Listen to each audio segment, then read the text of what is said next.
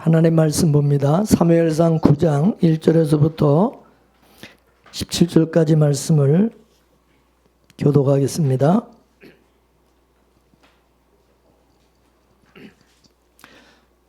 사무엘상 9장 1절에서 17절까지 말씀을 교독합니다. 1절입니다.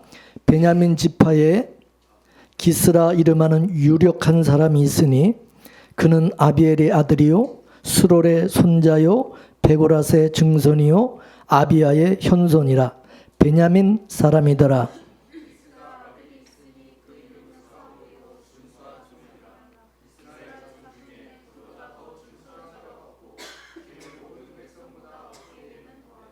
사울의 아비 기스가 암나기들을 잃고 그 아들 사울에게 이르되 너는 한 사환을 데리고 일어나가서 암나기들을 찾으라 하매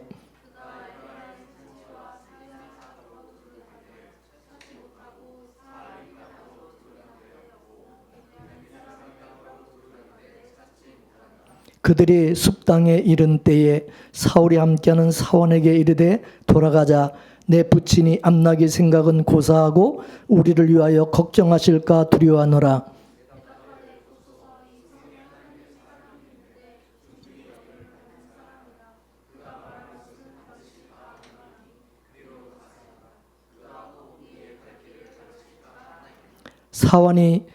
사울이 그 사환에게 이르되 우리가 가면 그 사람에게 무엇을 드리겠느냐. 우리 그릇에 식물이 다하였으니 하나님의 사람에게 드릴 예물이 없도다. 무엇이 있느냐.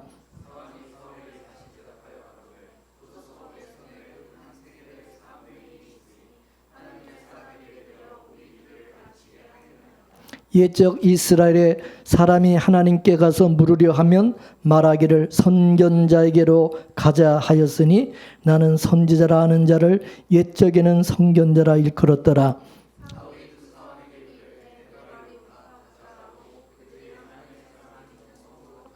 그들이 성을 향한 비탈길로 올라가다가 물길로 나오는 소녀들을 만나 그들에게 묻되 선견자가 여기 있느냐.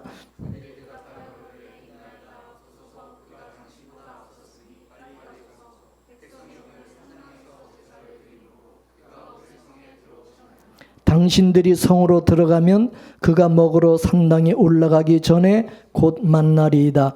그가 오기 전에는 백성이 먹지 아니하나니 이는 그가 제물을 축사한 후에야 청함을 받은 자가 먹음이라. 그러므로 지금 올라가소서 금시로 만나리다 하는지라.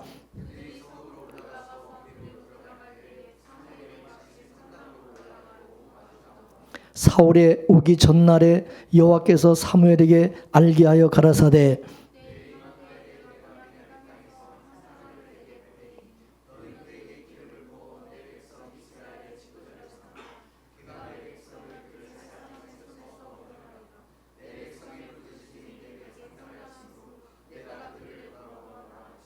다 같이 사무엘이 사울을 볼 때에 여호와께서 그에게 이르시되 보라 이는 내가 내게 말한 사람이니 이가 내 백성을 통할하리라 하시니라. 아멘.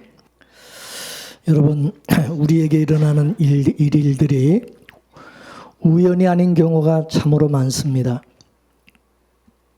특히 하나님의 자녀들은 우리 삶 속에 일어나는 모든 사건들은 하나님의 섭리 가운데 있다는 것을 알아야 됩니다. 전혀 이게 서로 관련이 없는 것처럼 느껴지는 그런 일들도 시간이 흐른 뒤에 뒤돌아보게 되면 이게 하나님의 섭리 가운데 이루어졌다는 사실을 깨달을 때가 참 많습니다. 예루살렘의 6월절 축제가 열리게 되어지면 많은 사람들이 이제 예루살렘으로 모이는데 이 6월절에 예수님께서 나귀 새끼를 타고 예루살렘에 입성을 하셨죠. 그때 많은 사람들이 환영하면서 길거리에 나와서 종려나무 가지를 펴고 그리고 자신들의 옷을 벗어 펴서 예수님이 오시는 그 길을 장식을 했어요. 근데 사람들의 이런 엄청난 환영을 받으시며 예루살렘에 오시는 예수님께서 낙이 새끼를 타고 오셨다는 거예요. 백마 타고 오신 것도 아니에요. 예. 메시아가 그냥 나귀도 아니고 나귀 새끼를 타고 왜 오셨냐는 거죠. 이게 우연한 일입니까? 우연한 일이에요? 아니라는 거예요. 예수님은 제자들을 시켜서 예루살렘에 입성할 때 타실 그 나귀를 미리 준비하신 것을 알 수 있어요. 이는 스가랴 선지자의 예언의 말씀 때문이었던 것입니다. 구약의 스가랴 선지자가 뭐라고 예언했습니까? 스가랴 9장 9절 말씀을 읽어볼까요? 시작. 시온에 따라 크게 기뻐할지어다. 예루살렘에 따라 즐거이 부를지어다. 보라, 내 왕이 내게 임하나니 그는 공의로우며 구원을 베풀며 겸손하여서 나귀를 타나니 나귀의 작은 것 곧 나귀 새끼니라. 아멘. 예수님께서 우연히 나귀 새끼를 얻어 타신 것이 아니라 하나님의 섭리를 드러내는 이게 사건이었다고 하는 사실입니다. 그래서 이 섭리라는 이 단어는 우연히 일어난 사건이 아니라 하나님의 숨겨진 역사를 뜻하는 것입니다. 성경을 보게 되면 하나님은 언제나 섭리로 일을 하시는 것을 볼 수가 있어요. 하나님의 계획 가운데 하나님의 창세전의 그 언약에 따라서 하나님이 일하시는 거예요. 우리가 볼 때는 그게 우연처럼 보이지만은 그렇지 않다는 거예요. 하나님은 언제나 섭리를 보이시고 또 섭리를 통해서 역사를 하신다는 것. 오늘 우리가 읽었던 이 본문 말씀도 마찬가지예요. 하나님께서 그 모든 일들을 암나귀들을 잃어버리는 사건으로부터 시작하는 것을 볼 수가 있어요. 하나님께서 사울이라고 하는 이 청년을 온 이스라엘을 다스리는 왕으로 세우시는 너무나도 크고 중대한 일을 이루시기 위하여 암나귀들을 사용하시고 이 나귀들을 잃어버리게 하셨다는 거예요. 집에 잘 있던 나귀들이 왜 갑자기 집을 나갔느냐 이거죠. 여기 계신 우리 성도님들께서도 주님을 만나기 위해서 아마도 무엇인가를 잃어버린 경험이 있으실 겁니다. 어떤 분은 자신의 건강이나 자녀의 건강이나 부모의 건강을 잃으셨을 수도 있을 것이고, 어떤 분들은 사업과 재산을 잃으셨을 것이고, 어떤 사람은 친구를 잃을 수도 있고, 어떤 사람은 부모와 자식을 잃을 수가 있어요.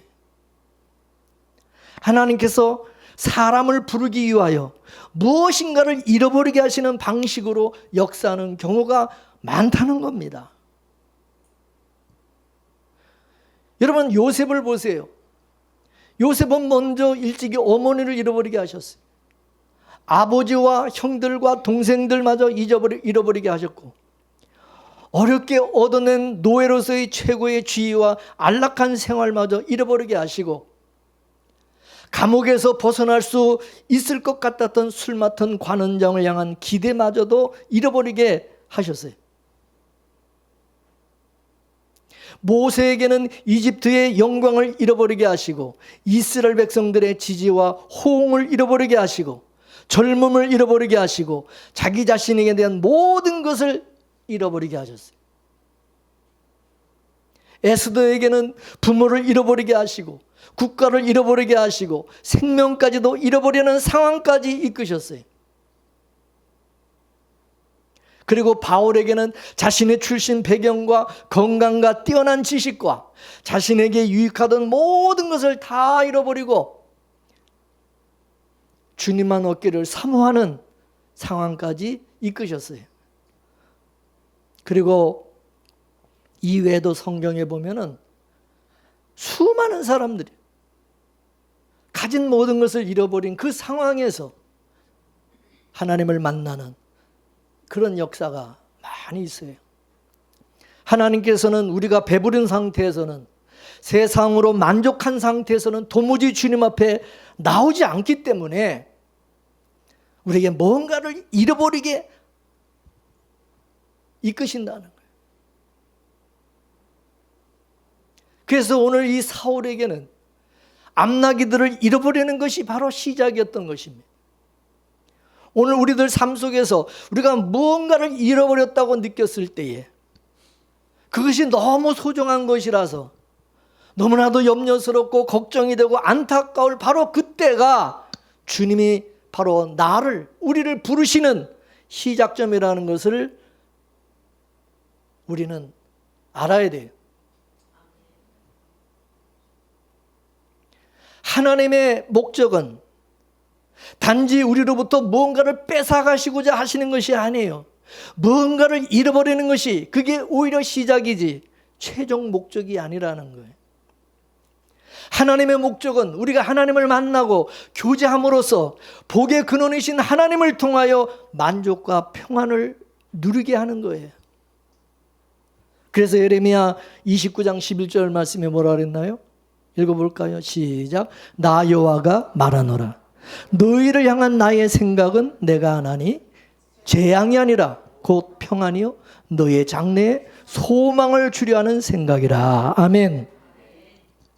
따라서 우리를 사랑하셔서 자기 생명까지도 내어주신 주님의 목적은 우리로부터 우리에게서 좋은 것을 뺏어가는 것이 목적이 아니라 가장 좋은 것을 주시고자 하시는 것, 주시고자 하시는 것. 그러므로 하나님은 나귀를 잃어버리게 하시거나 빼앗아 가시는데 그게 목적이 있는 것이 아니라 오히려 사울을 부르시고 사울을 만나시고 그 사울을 이스라엘의 왕으로 세우고자 하는데 목적이 있었던 거예요.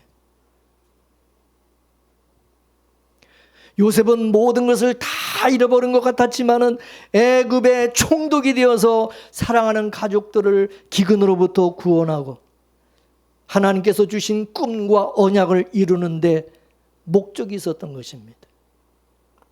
모세는 이제 늙어서 인생이 다 끝나버린 것 같았지만은 하나님께서 하나님의 언약에 따라서 그를 이스라엘의 지도자로 부르시고 이스라엘을 애굽에서 나와 가나안으로 이끄는 데 목적이 있었던 것입니다.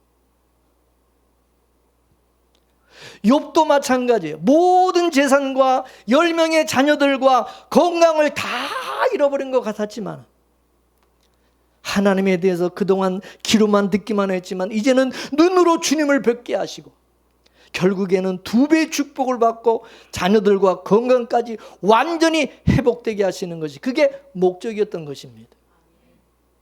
그러므로 하나님께서 오늘 우리에게서 무언가를 잃어버리게 하시는 그 이유는 우리에게서 뭘 빼앗고자 하심이 아니라 우리를 하나님 자신에게 더 가까이 이끄시고 가장 좋은 것을 주시기 위함이라는 사실을 알아야 된다는 거죠.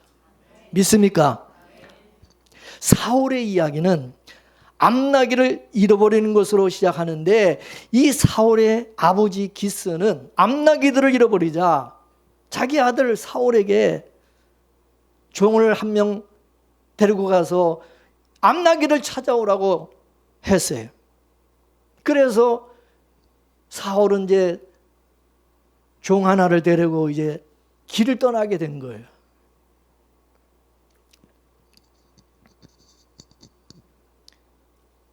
그러니까 이 암나기를 지금 찾으러 가는 그 길이 사울은 암나기들을 좀 찾으러 가는 건데 하나님은 뭐냐? 그 일을 통해서 사울을 사무엘에게로 인도하려고 하시는 하나님의 섭리가 있었다는 것이고 사무엘을 통해서 기름 부음을 받고 이스라엘의 왕이 되게 하시는 섭리가 있었다는 거죠. 이스라엘 백성들이 왕을 요구했을 때 하나님은 이러한 섭리를 미리 준비해 주셨고 이런 섭리를 통해서 하나님의 일하심을 드러내셨다는 것입니다. 여러분 다윗의 이야기도 마찬가지. 아버지의 명령을 따라서 형들이 지금 싸우고 있는 전쟁터에 도시락을 들고 심부름을 간 데서부터 시작이 된 거예요. 다윗은 그것이 숨겨진 하나님의 섭리라는 것을 전혀 알지를 못했죠. 다윗은 싸우러 간 게 아니에요. 전쟁하러 간 게 아니에요. 심부름 간 거예요. 심부름. 근데 전쟁터에 나갔다가 이스라엘과 골리앗이 싸우는 그 장면을 보게 되었고, 그곳에서 다윗은 결국 골리앗과 싸워서 그를 쓰러뜨리고 이스라엘을 승리로 이끄는 영웅이 되었던 거죠. 그리고 이스라엘의, 우리가 여기서 이 초대 왕으로 지금 이 베냐민 지파의 하나님께서 사울을 선택했다는 이것은 충격적인 사건이 알 수가 없어요. 왜냐? 이 베냐민 지파는요, 그 당시 이스라엘의 12지파 중에서 가장 숫자가 작은 그런 작은 지파였어요. 여러분, 강한 지파 출신이, 숫자가 많은 그런 지파의 출신이 왕이 되는 것이 훨씬 이스라엘을 다스리기에 유리하잖아요. 근데 하나님께서는 하필이면 제일 약한 베냐민 지파를 선택하셨다는. 이전에 하나님께서 세우신 사사들도 보게 되면 미디안으로부터 이스라엘을 구원하기 위해서 기드온을 선택했죠. 이 기드온을 선택할 때 기드온이 뭐라고 그랬습니까? 사사기 6장 15절 말씀에 한번 볼까요? 시작. 주여, 내가 무엇으로 이스라엘을 구원하리까? 보소서, 나의 집은 므낫세 중에 극히 약하고 나는 내 아비 집에서 제일 작은 자니이다. 아멘. 하나님께서 기드온을 부르실 때, 사사로 하나님이 택하셨을 때 자기는 너무 므낫세 중에서도 자기 집은 제일 약하고 또 자기 집안, 자기 집에서도 자기는 제일 약한 작은 자라 이거예요. 그럼 내가 어떻게 이스라엘을 구원할 수 있냐? 왜 이런 나를 하나님이 택하시냐는 거죠.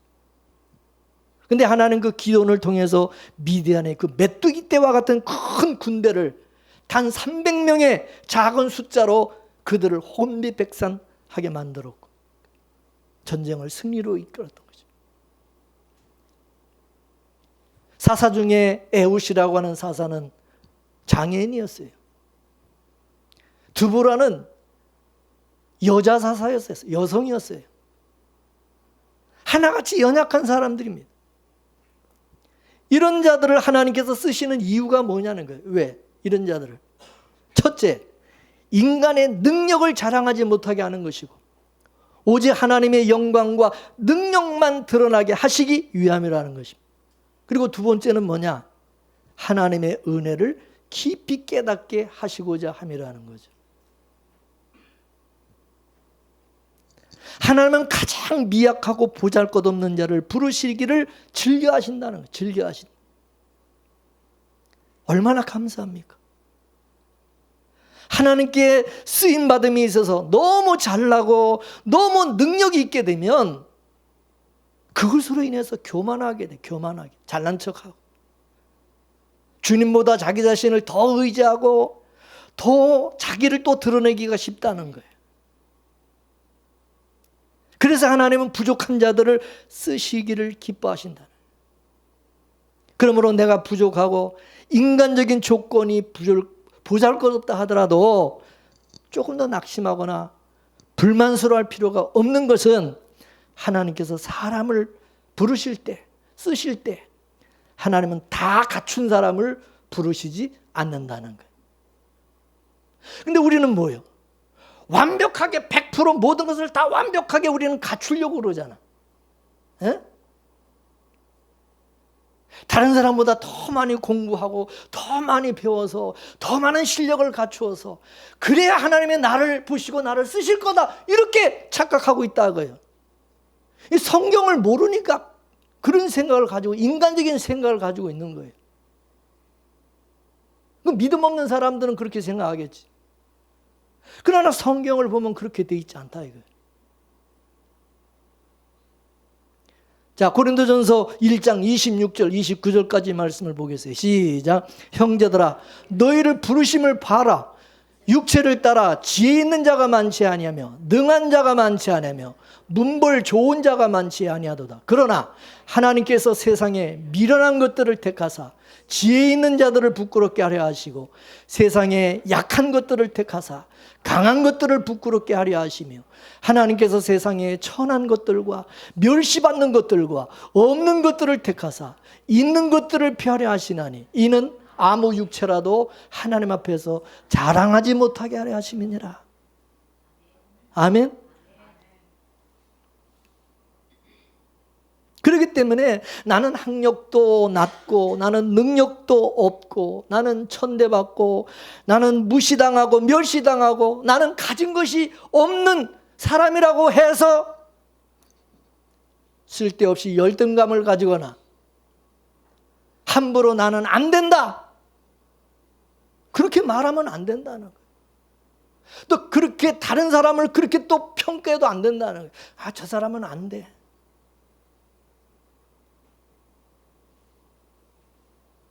하나님은 부족한 자, 약한 자를 들어 능력 있고 강한 자를 부끄럽게 하신다는 거예요. 이게 하나님이 일하시는 방법이에요.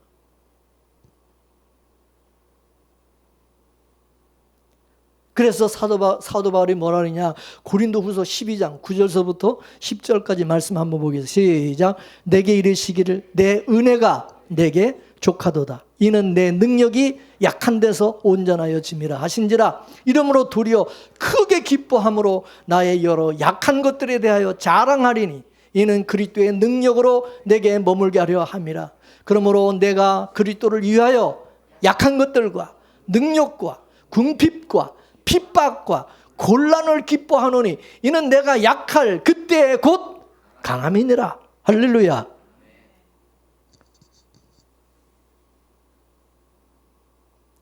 사울에게는 육체의 가시가 있었어요. 그 사탄의 사자가 있었지만 그는 그것으로 인해서 자기가 교만하지 않고 더 겸손히 하나님의 능력을 의뢰할 수 있음을 배웠기 때문에 오히려 나의 여러 약한 것들에 대해서 나는 자랑한다 그랬어요.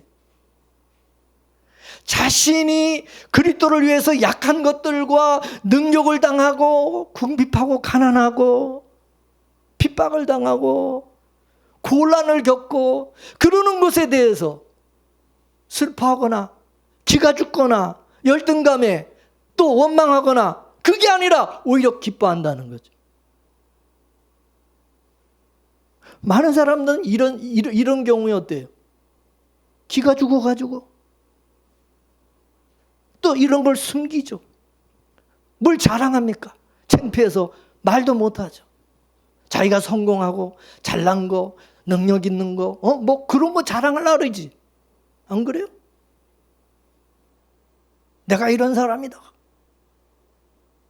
근데 사도 바울은 오히려 반대야.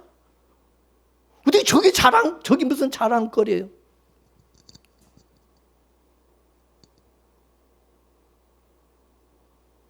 하나님의 그만큼 은혜가 크다는 거예요. 하나님이 나에게 이런 자에게 이렇게 하나님이 큰 은혜를 주셔서 나를 이렇게 하나님이 쓰신 것에 대해서 나를 사용해 주시는 것에 너무 감사하다 그 얘기죠. 할렐루야. 자기를 드러내고 자기 잘난 거 지금 자랑하는 게 아니잖아요. 사도 바울은. 하나님의 은혜가 너무 크다는 거지. 오늘 본문에 보면 기스가 소중한 암나귀들을 잃어버리자 아들에게 종을 하나 데리고 가서 암나귀를 찾아오라 그랬어요. 여러분 같으면 어떡하겠어요? 아, 내가 왜 가야 합니까? 내가 왜 갑니까? 내가 왜 지금 가야 됩니까? 아, 나도 다 스케줄이 있어요, 아버지. 아, 나도 다 오늘 할 일이 다 계획이 짜져 있고 다 있는데 그러면 미리 나한테 얘기하시든가 미리 말씀도 안 하시고 갑자기 나보고 가라고 그러냐.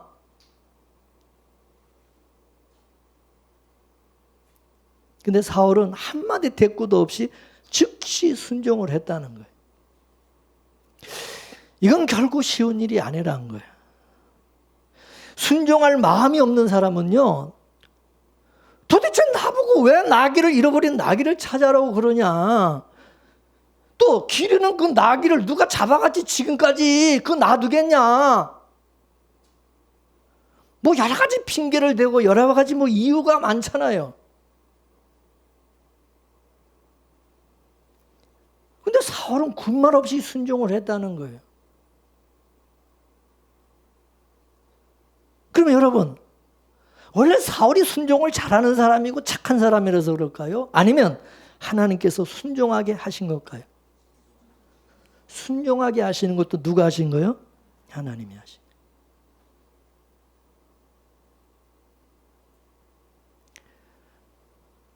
사도 바울 그랬죠. 나의 나된 것은 다 하나님의 은혜라. 그러면서 내가 다른 사람 사도들보다 내가 더 많이 수고하고 한 것도 내가 한 것이 아니라 주님의 은혜로 주님이 하게 하셔서 하셨다고 그랬잖아. 뭐 사도 바울이 그렇게 자기가 열심히 그렇게 막 수고하고 열심히 충성하고 헌신한 게 아니라는 거예요. 하나님이 주님이 은혜로 주님이 하게 하셨다는 거죠. 마찬가지죠. 사울이 자기가 무슨 뭐 순종한 것 같지만 이 순종할 수 없는 그런 상황에서 순종하게 하시는 것도 그 하나님의 하신 일이라는 거죠. 할렐루야. 순종해야 하나님께서 뜻하신 것을 이룰 수 있잖아요. 사울이 순종 안 하고 만일에 심부름을 안 갔어요. 그러면 여러분 사무엘을 만날 수 있어요? 왕이 될 수 있어요? 안 되잖아. 그럼 하나님 계획이 틀어지는데 순종해야 되는 거예요. 순종하게 해서 만드는 거예요. 하나님이. 믿습니까? 그러니까 사울이 자기가 순종한 것 같지만 알고 보면 이게 영적으로 이게 알고 보면 하나님이 순종하게 하신 거야. 근데 우리는 그런 거 모르죠. 자기가 했다래 이제 내가 뭐든지 자기가 해놓고 자기가 다 했다고 그래. 하나님.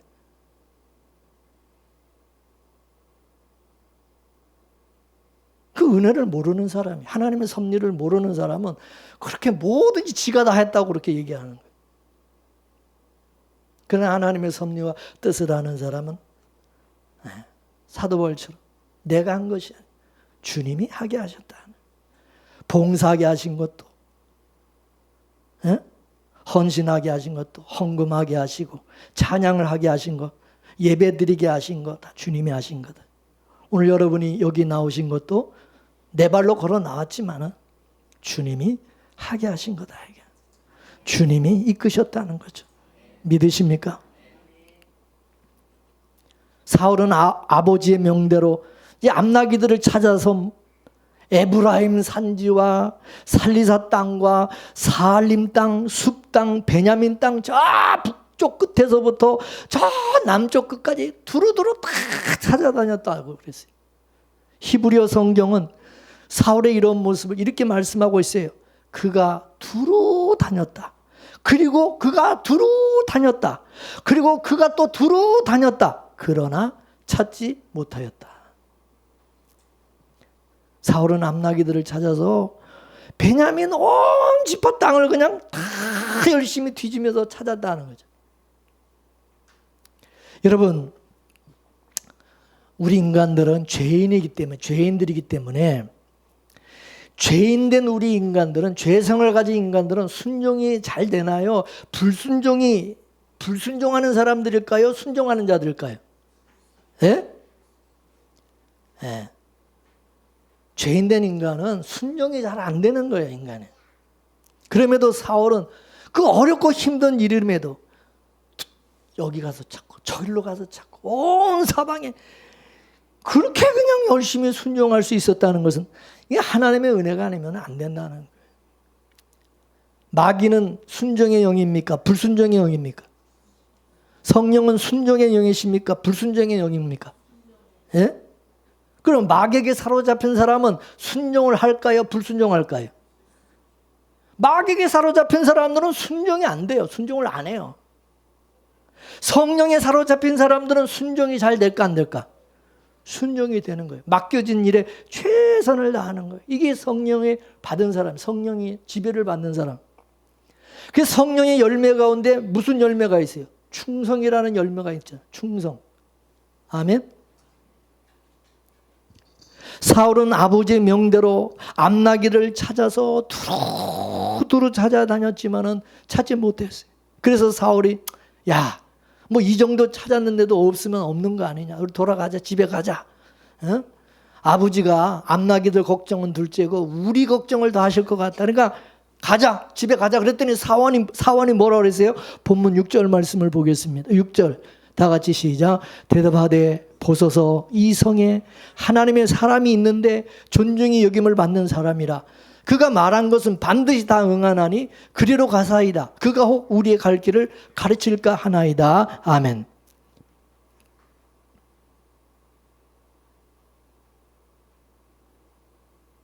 하나님의 사람 사무엘을 한번 찾아가자는, 사무엘을 찾아가서 한번 물어보자는 거지.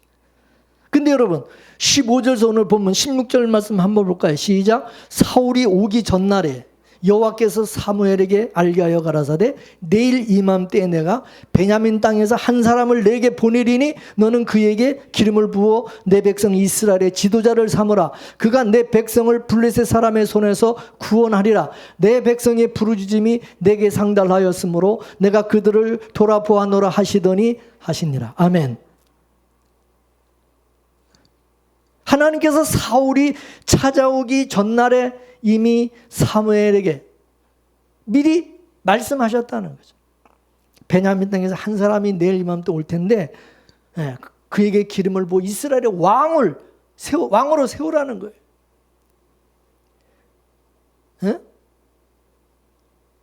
잃어버린 암나기들에 대해서 이제 물으러 오는 그 청년을 이스라엘의 왕으로 삼으라는 거예요. 이스라엘의 왕으로. 이처럼 하나님께서는 우리가 나귀들을 찾기 위해서 하나님 앞에 나올 때 나귀들과 비교할 수 없는 놀랍고 원대한 목적을 가지고 계시고 하나님의 크고 놀라운 그 비밀한 일을 우리에게 알게 하시고 보여주신다는 거죠. 믿습니까? 우린 처음에 몰랐죠. 근데 하나님 앞에 나오고 나서 예수를 믿고 나서 그걸 알게 되는 거죠.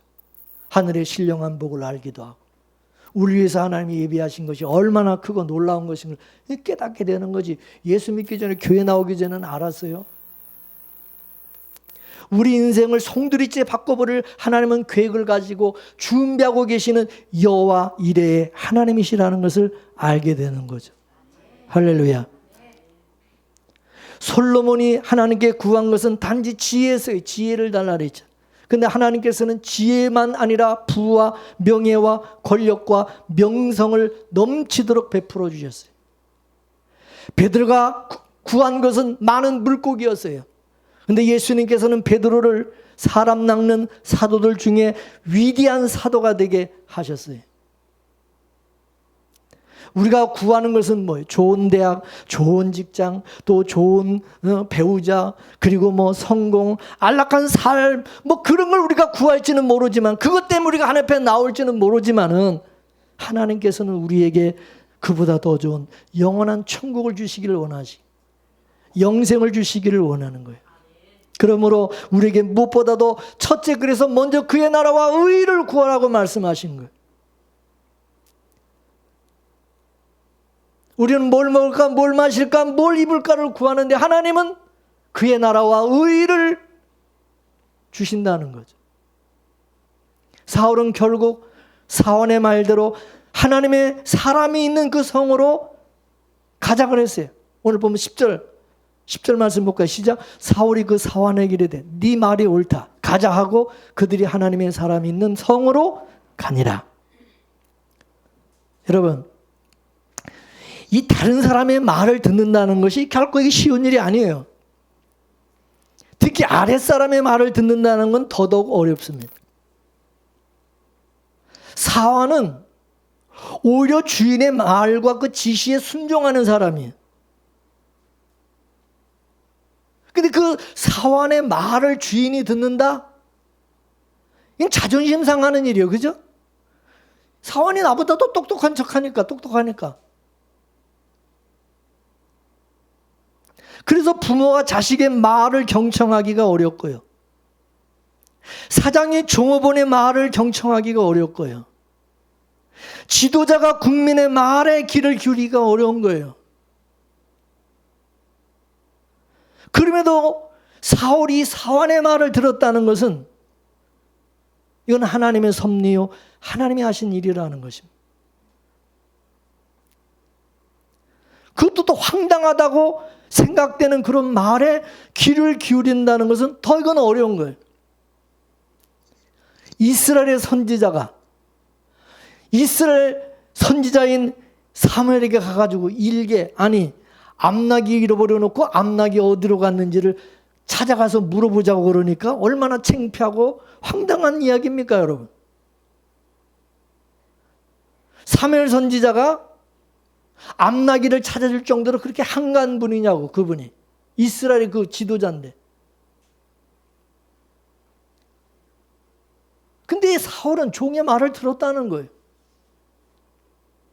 이는 사울이 아랫사람의 말에 귀를 기울일 줄을 알고 황당한 이야기를 들을 줄 아는 아주 훌륭한 인격자고 겸손한 사람이고 진정한 용기를 갖춘 사람이기 때문에 그런 것이냐? 아니면 그 순간에 하나님의 섭리에 따라서 하나님께서 그렇게 하신 일로 봐야 되느냐? 뭐가 맞느냐는 거죠. 여러분 같은 걸 어떻게 생각하시겠습니까? 많은 목사님들은 설교를 하죠. 여러분도 사울처럼 겸손한 사람이 돼야 됩니다. 아랫사람이 누가 얘기를 해도 잘 귀를 기울이고 들을 줄 아는 인격자가 돼야 됩니다. 뭐 이런 도덕적인 설교하죠. 여러분 지금 하나님이 하시는 일을 지금 성경에 기록한 것이지 우리로 하여금 인간 사울을 본받으라고 윤리적인 그런 말씀을 지금 여기 성경에 기록한 것입니까? 예? 하나님이 지금 어떻게 일하시고 어떻게 지금 사울을 이끄시고 어떻게 이스라엘의 왕으로 세우는 일이 하시는지 지금 그거 보여주는 건데 그런 거는 모르고 그냥 뭐 맨날 사울을 본받자라고 누구를 본받자라고 성경에 나오는 인물을 본받자고 그래요? 그 인물을 쓰신 분이 누군데 그 뒤에서 보이지 않게 일하시는 분이 누구예요? 그 하나님을 볼 줄 알아야지. 영의 눈을 열어서 그 하나님을 볼 줄 아는 것이 성경을 제대로 보고 해석하는 거지. 맞습니까? 인간의 눈으로 사람 보고 우리도 저 사람처럼 따라가자. 우리도 저 사울처럼 사도 바울처럼 우리가 저렇게 합시다. 뭐 다윗처럼 저렇게 합시다. 모세처럼 사울처럼 우리 저렇게 합시다. 뭐 그리려고 교회 나와요? 여러분도 성경을 그런 식으로 봅니까? 오늘 하나님께서 사울과 사무엘을 어떻게 만나게 하시는지를 우리는 봐야 되는 거죠. 믿습니까? 우연히 이게 만난 것처럼 보이죠. 우연인 것처럼 보이지만 암나기 때문에 이게 뭐 만나는 것 같지만은 사울의 발걸음을 사무엘에게로 인도하시는 분이 누구요? 하나님이시라는 거죠. 지금 믿습니까?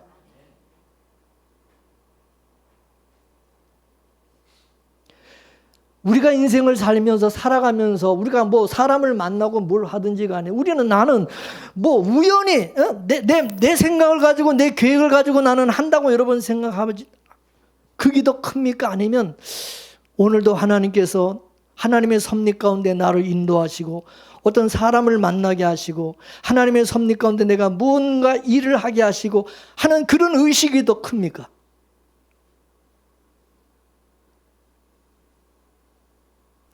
저는 하루하루 살면서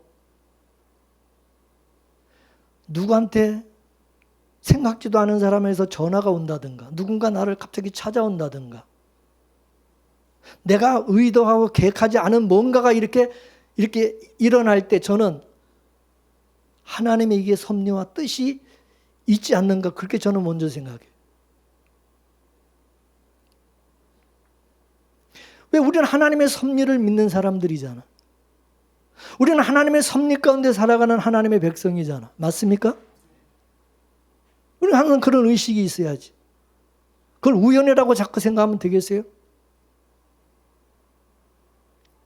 그리고 암나기들을 잃어버린 거 그것만 생각을 해가지고 걱정하고 근심하고 원망하고 그때만 막 마음 아파하고 막 그러면 안 된다는 거예요. 그 모든 것이 하나님의 섭리 가운데 이루어진 일이라고 한다면 너무 그렇게 실망하고 슬퍼하고 그 잃어버린 거 그것 때문에 너무 막 그렇게 마음 아파할 것이 아니라 그 일을 통해서 하나님 어떻게 일하시고 역사하시고 더 좋은 것을 하나님께서 나에게 주실 것을 기대하는 믿음이 있어야 되는 거 아닙니까? 소망이 있어야 되는 거 아닙니까? 왜 하나님께 대한 믿음과 소망은 갖지 않고 맨날 잃어버린 그것만 쳐다보고 바라보면서 그렇게 탄식하고 아파하고 있느냐고. 그게 믿음의 사람의 모습이요? 이같이 하나님께서 인도하시는 섭리에 따라서 사울은 잃어버린 암나귀를 찾으러 성에 왔고, 사무엘은 그때 또 산당에서 하나님께 희생 제물을 드리기 위해서 또 그때 성으로 또 들어왔어요. 그래서 소녀들이 지금 사울에게 지금 빨리 성으로 들어가면 사무엘을 만날 수 있다고 말해줘. 조금 전에 사무엘 선지자가 갔으니까 바로 가시면 만날 수 있다고 또 얘기해 줬어요. 13절 말씀 보겠습니다. 13절 본문 시작. 당신들이 성으로 들어가면 그가 먹으러 산당에 올라가기 전에 곧 만나리다. 그가 오기 전에는 백성이 먹지 아니하나니 이는 그가 제물을 축사한 후에야 청함을 받은 자가 먹음이라. 그러므로 지금 올라가소서 금시로 만나리다 하는지라. 아멘. 예. 소녀를 만나가지고 그런 얘기를 또 듣게 하신 것도 그것도 하나님이요. 안 갈 수도 있잖아. 하나님께서 사람의 삶에 일어나는 환경과 사건들을 통해서 하나님이 하시고자 하신 뜻을 하나님이 이루어 가시는 겁니다. 따라서 우리 삶에 일어나는 환경들이나 사건들을 통해서 우리를 하나님께서 어떻게 인도하시고 어떤 일을 이루시는가를 우리는 볼 줄 알아야 돼요.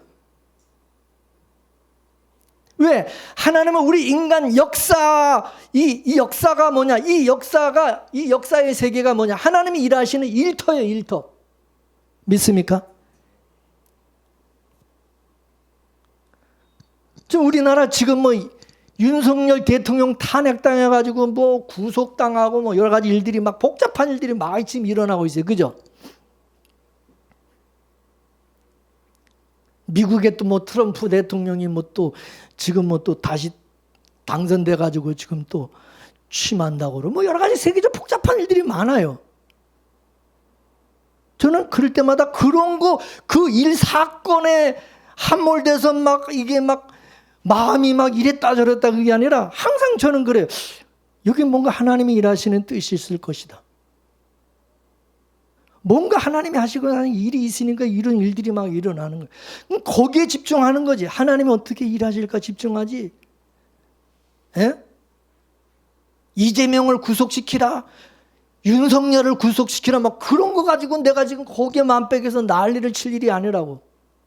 여러분 어때요? 뉴스 들으면서 막 그런데 열받아가지고 막 아이씨 나도 가가지고 나도 막 시위하고 막 그래야 될까 막 그러지 않아요? 믿음의 사람들은 잠잠히 하나님께서 일하시고 역사하시는 것을 볼 줄 알아야 된다고요. 믿습니까? 다 하나님이 하시는 일이라는 걸. 그걸 발견해야 되는 거예요. 사울은요, 자기가 왕이 되려고 한 번도 생각 안 했어요.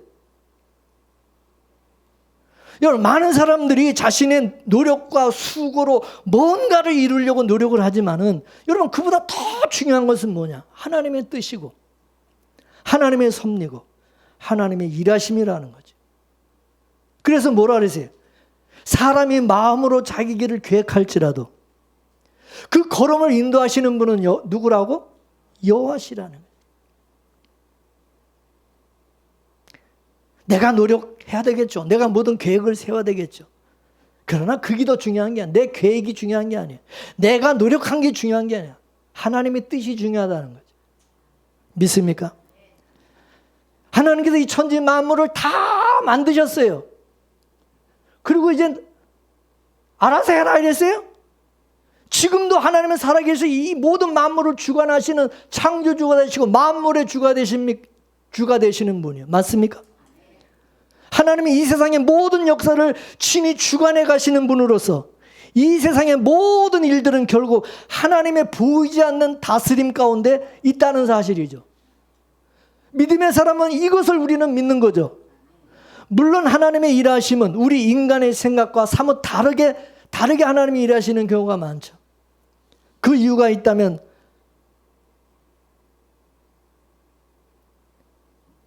분명한 한 가지는 하나님의 방법으로, 하나님의 때, 그리고 하나님의 목적하시는 바가 우리 인간의 생각과 기준과 많이 다르기 때문에.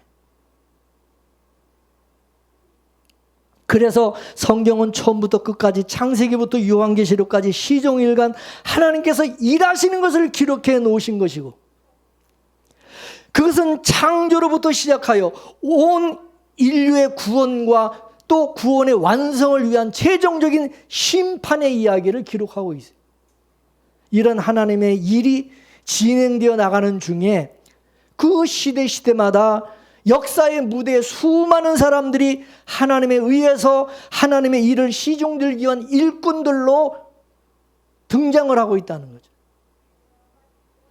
그들은 어떤 사람들이라도 한결같이 하나님의 일을 이뤄가기 위해서 협력자로 하나님이 세우신 자들이고, 하나님에 의해서 한 시대에 쓰임을 받은 사람들 뿐이지 그들이 결코 주인공은 아니라는 사실, 그걸 성경은 증거하고 있어요. 그들의 영광은 하나님의 일을 위해서 하나님에 의해서 선택을 받고 쓰임을 받았다는 사실에 있을 뿐이라는 거죠. 그러므로 하나님의 일꾼들인 경우에는 그에게 맡겨진 일이 어떤 일이든지 상관없이 오직 겸손한 마음과 태도로 그 일을 시중들기 위해서 최선을 다해서 헌신하는 것이 요구될 뿐이지, 자기가 영광을 얻기 위해서, 받기 위해서 어떤 행동을 하거나 자기를 통해서 하나님께서 이뤄가신 일을 마치 자기가 한 것처럼 교만하게 그렇게 구는 행동을 해서는 안 된다는 거예요. 하나님 그걸 용납하지 않으신다는 거예요. 이 세상의 모든 일을 계획하시고 그 일을 이뤄가시는 분은 결국 하나님이시기 때문에 모든 영광도 하나님이 홀로 받으시는 거예요. 믿습니까? 이와 같이 하나님이 우리가 신실하신, 하나님의 계획하시고 뜻하신 일을 신실하게 이뤄가시는 하나님을 우리가 정말 믿는다면 우리는 하나님 앞에 소망을 가질 수가 있고, 우리는 그 하나님을 신뢰할 수가 있는 것이죠. 믿습니까? 그러므로 우리 육신의 눈으로 이해할 수 없는 사건이지만 우리가 그걸 영적인 눈으로 바라볼 때 그 속에 우리를 향하신 하나님의 섭리와 뜻이 있음을 믿음의 눈으로 바라볼 수 있어야 된다는 것입니다. 그 따라서 오늘 이 암나기 사건들을 통해서 나에게 놀라운 축복을 베푸시려는 하나님의 그 선하신 손길을 바라볼 수 있는 그런 영의 눈이 이 시간 여러분에게 열려지기를 주의 이름으로 축원합니다. 그리고 우리가 알아야 될 것은 뭐냐? 하나님이 하시는 모든 일에는 실수가 없다는 거예요. 실수가. 민수기 23장 19절 보겠어요. 시작. 하나님은 사람이 아니시니 거짓말을 하지 않으시고 인생이 아니시니 후회가 없으시도다. 어찌 그 말씀하신 바를 행하지 않으시며 하신 말씀을 실행하지 않으시랴. 아멘. 사람과 달리 하나님은 실수가 없어요. 마음을 바꾸지 않아요. 아, 내가 잘못 얘기했어. 내가 저번에 실수로 잘못 말했어. 하나님께서 말씀해놓고 나중에 뭐 이렇게 번복하고 그런 분이 아니라 이게. 하나님은 그 모든 결과를 다 미리 아시고 결정하신 일이고, 그 이미 하나님은 다 이루실 것을 그걸 보시고 말씀하시고 예언하신 거예요. 약속하신 거예요. 그리고 그 일을 온전히 성취하실 능력 있는 전능하신 하나님이시라는 겁니다. 믿습니까? 우리는 그 하나님의 뜻을 알지를 못해서 우리가 순종하지 못하기도 하지만은, 때로는 하나님의 뜻을 알고 있다고 할지라도 그 하나님의 뜻에 순종하고 따르기보다는 내가 원하는, 내가 바라는 것을 행하려고 하는 때가 많고 불순종할 때가 참 많다는 거지, 우리는. 그럼 우리가 그렇게 불순종하고 하나님의 뜻에 따르지 않는다고 해서 하나님의 뜻이 이루어지지 않느냐, 그거예요. 우리가 꼭 순종을 해야만 하나님의 뜻이 이루어지느냐 그거예요.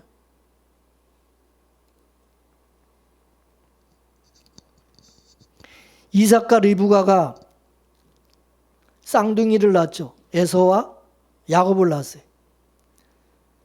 하나님께서 이 쌍둥이들을 낳을 때 하나님께서 이미 말씀하신 게 있어요. 말씀하신. 작은 자가 큰 자가 작은 자를 섬기게 될 것이다. 쉽게 말해서 먼저 태어난 놈은 에서지만 진짜 실제로 하나님이 장자로 택하신 건 누구냐? 야곱이라는 거예요. 그럼에도 불구하고 이삭은 하나님의 말씀에 따라 행하지 않고 자기가 원하는 생각에 따라 행했어요. 이삭은 큰아들 에서가 사냥해서 잡아오는 그 사냥해서 잡아오는 그 고기를 굉장히 좋아했어요. 그래서 에서를 사랑했어요. 남자답고. 그래서 아버지는 죽기 전에 이제 장자고 또 자기가 사랑하고 좋아하는 에서, 그 에서에게 축복을 해주므로 장자로서의 의무를 다하게 하려고 그랬어요. 그러나 하나님의 이와 같이 하나님의 뜻을 거스리고 육신을 따라 행하는 이 이삭의 그 행하는 행위를 허용하지 않으셨고, 이삭의 뜻을 막기 위해서 하나님께서 리브가를 사용하셨죠. 리브가는 이삭이 에서에게 하는 말을 엿들으려고 한 건 아닌데 그 말을 다 듣게 되었어요. 그래서 리브가가 이삭의 말을 듣고 에서 대신에 야곱을 하여금 아버지의 그 축복을 받을 수 있도록 하였죠. 이삭의 행위는 모두 육신의 생각으로부터 온 것으로서 하나님의 뜻에 거스르는 것이었지만 그럼에도 불구하고 하나님 자신의 뜻을 하나님이 이루어 가시는 거예요. 이삭은 에서를 축복해 주기를 원했지만은 하나님의 섭리하심으로 인해서 장자가 아니라 야곱이 복을 받게 했어요. 이처럼 하나님은 자기의 뜻에 반하게 하는 그런 행동을 한다 할지라도 하나님은 반드시 자신의 뜻을 이루어 가신다는 겁니다. 그 세상에 하나님의 뜻을 자꾸 거슬리는 행동을 하지만은 그런 이 세상에서도 하나님은 반드시 당신의 뜻을 이루어 가신다는 거죠. 그리고 이렇게 다 사람들이 하나님의 뜻에 불순종하며 사는 것 같지만 이런 세상 가운데서도 하나님이 뜻에 순종하는 사람들이 있다는 거예요. 믿습니까? 인간적인 성실함이나 노력으로 본다고 한다면 에서가요, 야곱에 비해서 축복을 받을 자격이 있는 사람이에요. 에서는 아버지의 말씀을 따라서 사냥을 해왔고, 그리고 아버지를 위해서 음식을 손수 다 준비를 했어요. 근데 에서에 비해서 야곱은 어때요? 야곱은 어머니가 대신 다 별미도 만들어주고, 그리고 아버지와 형을 속였어요. 그의 행동 중에서 어느 것도 정당화될 수가 없어요. 그럼에도 불구하고 하나님께서 야곱이 장자의 복을 받게 하신 것은 하나님께서 이미 태어나기 전에 야곱을 하나님께서 믿음의 후사로 장자로 선택해 주셨기 때문에, 그게 하나님의 뜻이기 때문에, 그래서 하나님 그 뜻을 이루어 가시는 거예요. 인간의 조건 따지지 않고. 여러분, 하나님께서 저와 여러분 어떤 인물 보고 얼마나 똑똑하고 잘나고 착하고 그런 거 보고 저와 여러분을 택하셔서 우리를 구원하셨어요? 우리를 자녀 삼아 주셨어요?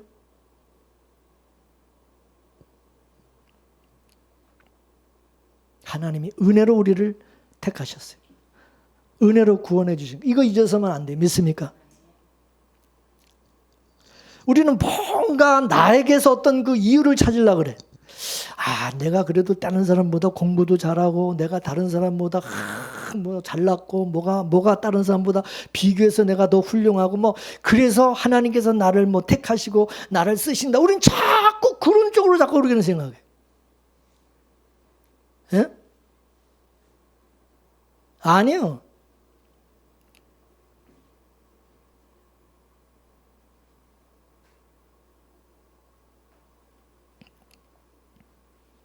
우리가 지금 하나님의 섭리를, 하나님을 볼 수 없다면 그건 우리 마음에 뭔가 다른 것에 마음이 뺏겨 있기 때문이라는 것을 알아야 돼.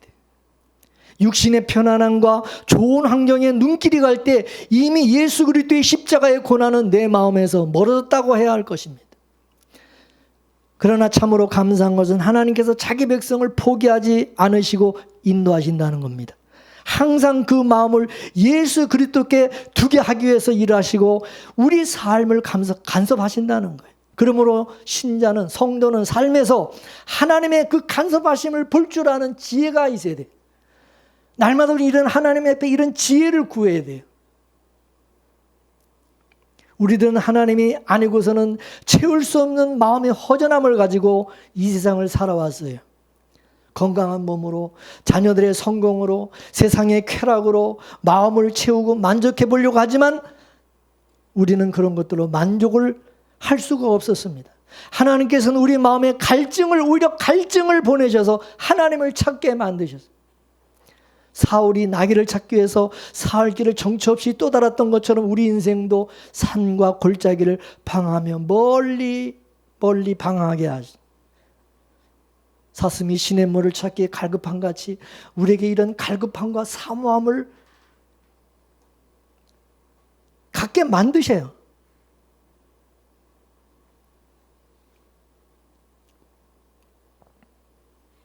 하나님께서 사울을 향하여 놀라운 계획을 가지신 것은 사울이 어떤 잘난 그런 모습 때문이 아니었어요. 하나님께서 그에게 주의 영이 임하였기 때문에, 성령을 부어주셨기 때문에, 그에게 다른 마음을 주셨기 때문에, 하나님이 사울과 함께 하셨기 때문입니다. 따라서 나의 결심과 노력이 아니라 주의 영이 나와 함께 하심에 우리에게는 소망이 있는 거예요. 주의 영이 나와 함께 한다면 우리는 소망이 있어요. 믿습니까? 주의 영이, 하나님의 영이 나를 이끄시기 때문에, 주의 영의 이끄심을 받는 자가 하나님의 아들이라 그랬잖아. 하나님의 아들 된 자들은 주의 영의 이끄심을 받는 사람들이다. 세상 끝날까지 우리와 항상 함께 하신다고 약속했어요. 사울은 나귀를 잃어버린 것으로 시작해서 결국 다른 사람이 됐어요.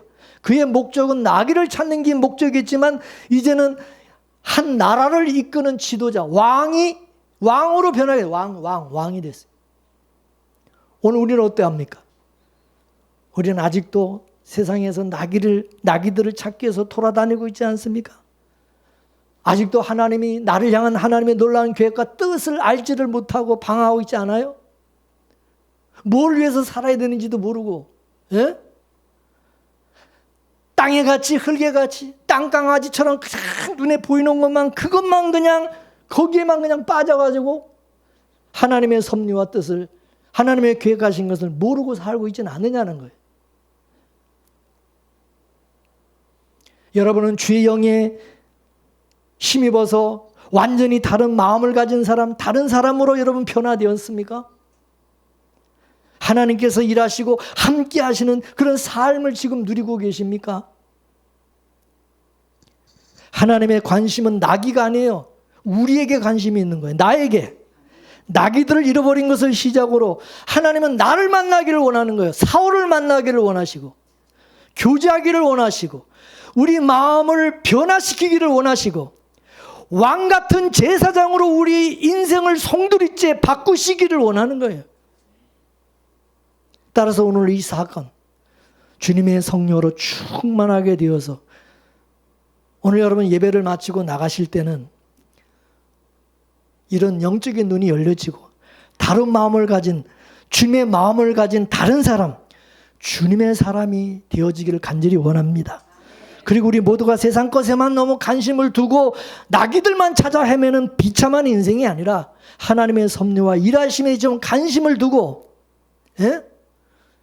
하나님께서 어떻게 일하셨는가, 일하시고 계시는지 좀 성경을 통해서 그런 것도 좀 볼 줄 알고, 그래서 우리에게 영원한 왕국을, 천국을 주시고자 하시는 하나님의 영광을 볼 수 있게 되기를 주의 이름으로 축원합니다. 축원합니다. 이 말씀을 생각하면서 우리 다 같이 찬양합시다.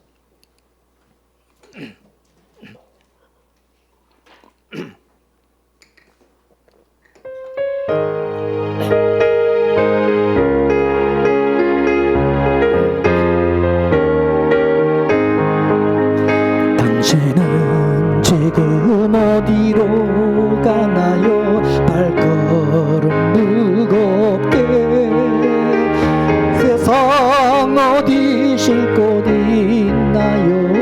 머물 곳 있나요? 예수 안에는 집이 있어요. 평안이 넘쳐요. 십자가 보혈 믿는 자마다 구원을 받아요. 예수 믿으세요. 예수 믿으세요. 예수 믿으세요. 예수 믿으세요. 당신은 오늘 누굴 만났나요? 위로받았나요? 이 세상 누가 나를 대시나요? 목숨 버렸나요? 고통에 멍에 벗어버리세요. 예수 믿음으로 마음은 열고 주님 말이세요. 기쁨이 넘쳐요. 예수 믿으세요. 예수 믿으세요. 예수 믿으세요. 예수 믿으세요. 예수님 믿고 새롭게 되니 기쁨이 넘쳐요. 모든 것 지고 새 날이 되니 행복이 넘쳐요. 이전에 없던 평안을 얻으니 찬송이 넘쳐요. 샘솟는 기쁨 전해주어요. 예수 믿음으로 예수 믿으세요. 예수 믿으세요. 예수 믿으세요. 예수 믿으세요. 주를 믿는 자 그는 행복해요. 영원한 생명 얻으니 하나님 나라 그의 것이라. 어서 예수 믿으세요. 기도하겠습니다. 오늘 말씀을 통해서 창세전에 나를 향하신 하나님의 계획과 뜻하신 섭리가 있음을 깨닫게 하신 것 감사드립니다. 우리가 살아가는 모든 삶 속에, 우리가 걸어가는 걸음걸음마다, 우리가 하는 모든 일 속에는 하나님이 우리를 부르시고 택하신 선하신 뜻이 있다는 사실을 항상 잊지 말게 하여 주옵소서. 아버지 하나님, 선하신 하나님 아버지신 것을 믿습니다. 하나님이 지금도 우리 삶 속에 역사하시고 일하시는 가운데서 하나님의 선하심을 맛보아할 수 있는 우리 모든 성도들 되게 하여 주옵소서.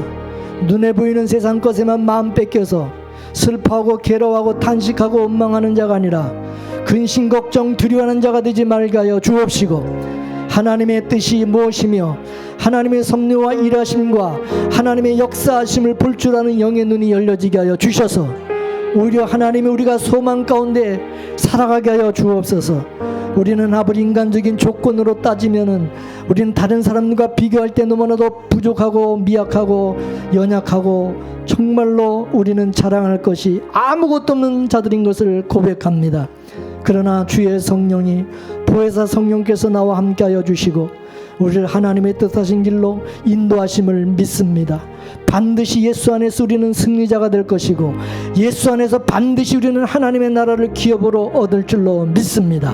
많은 하나님 일들이 있지만 그 모든 일 가운데서 모든 것이 합력하여 선을 이루어 주실 줄로 믿습니다. 그 믿음으로 살아가게 하시고 믿음으로 항상 승리하는 주의 성도들 되게 하옵소서. 예수님의 이름으로 기도하옵나이다. 아멘.